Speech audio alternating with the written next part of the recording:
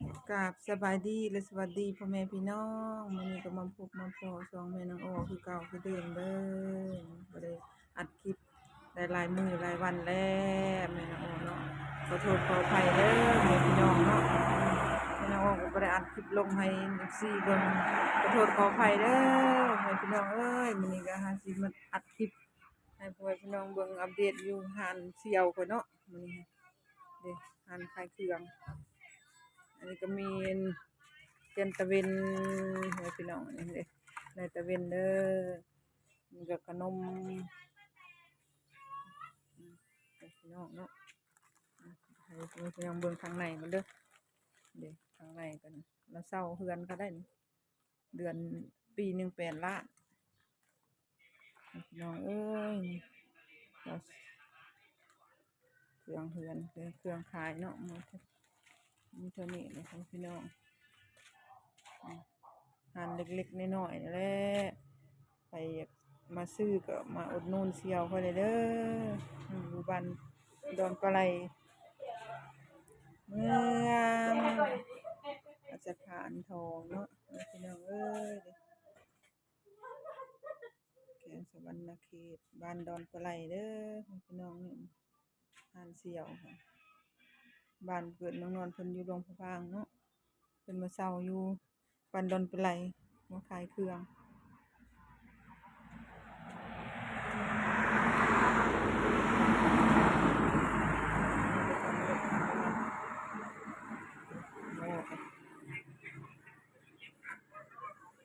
สบายดีน้องอ้อโอ้จะเราโอยาวทางรถทางลาง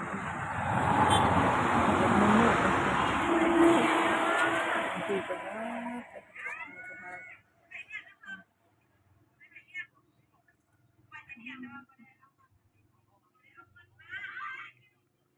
อันเทียมทางเพื่อนเขาดะโวนเนาะเพื่อนเขาจะลัง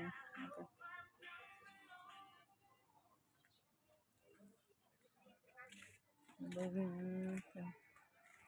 ข้างนอกว่าทุกแจงจังปังเลย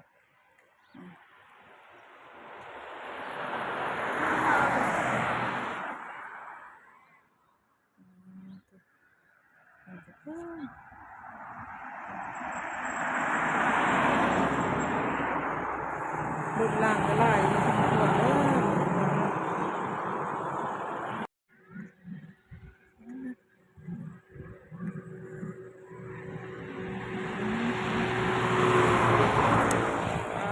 ทางนี้ก็เบาเวียดไอ้สั่นเนาะใส่ประตูประตูเท่านั้นหรอกมันไม่อยากอยู่ใครพี่น้องเอ้ยนี่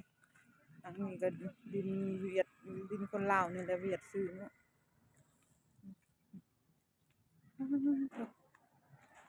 เพิ่นจะเฮ็ดธุรกิจของเพิ่นพี่น้องเอ้ย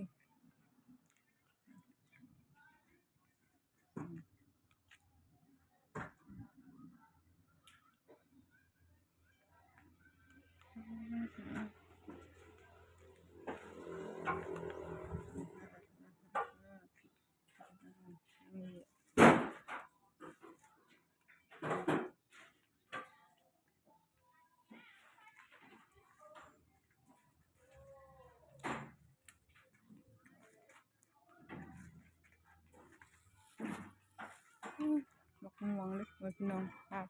พี่พาน้องเบิ่งมักม่วงกระโชกกันเนาะดูเหยียดเพิ่นก็เอาไม้ลงแต่เช้าเนาะ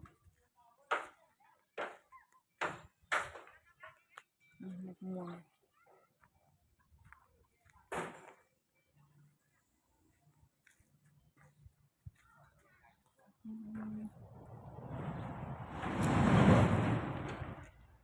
ไม้เนาะ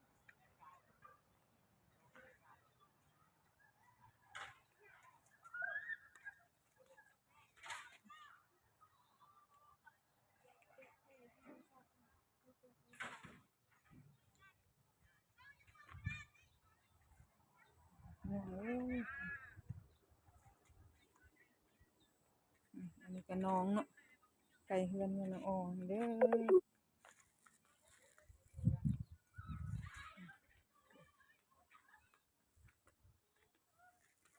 ในท้องนาส่วนก็หมดแล้วบ่ได้ปลูกใหม่อืมนี่ก็มาคง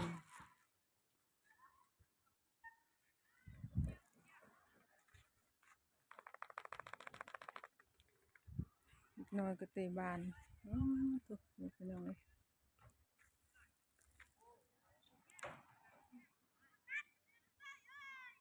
เอออีกหน้อยเตะบานพี่น้องเอ้ยนี่ก็ต้องให้ทงนาเนาะ